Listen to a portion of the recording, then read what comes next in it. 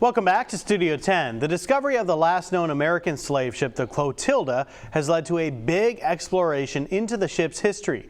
The rediscovery of the Clotilda is the topic of this week's Perspectives with Eric Reynolds, and he joins us now with more. Eric, great to see you. Good morning. So this is a really big topic. As we've talked about before, Perspectives has already breached this topic before, but this is an evolving situation. It really is. This time we have a chance again to have more of a exploratory conversation with Dr. Jim Delgado, who was the lead maritime archaeologist on the rediscovery and I guess you could say authenticating that this is the wreckage of the Clotilda.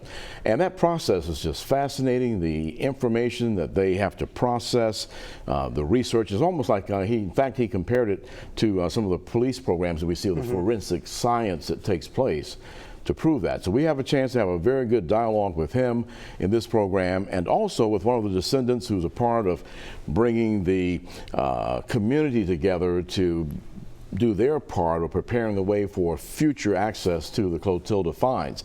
And then also a U.S. Navy chief who, from the Plateau community as a child, raised and grew up in that area, became a Navy chief now 21 years, and he has brought the Navy in to do different volunteer things in the community because they always sort of adopt projects when they go into areas.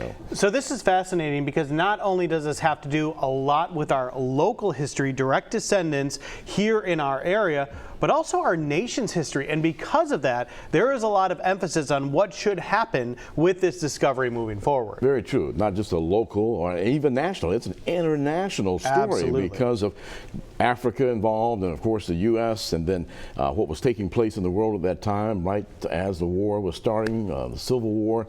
And so they see it as an attraction, but the historical significance of international measures. And so Mobile can do some great things by embracing this and making sure that they're able to put things in place. And of course the State Historical Commission, they're involved and they've got the rights to protect it now. And so the ball is moving, but the sad part is because of the age and the condition, and then when you raise up materials from that type of cocoon, so to speak, you run risk of things deteriorating. And so Dr. Delgado said it could be as many as 10 years before you see, the major remnants of the ship. And then also they have to determine how much of it they can actually raise due to the concerns about the change in environment. And here's the great thing. You can dig deeper into these topics on Perspectives at 8:30 tomorrow morning. 8:30 tomorrow morning. 8:30 tomorrow morning, so you can get the full conversation. Fascinating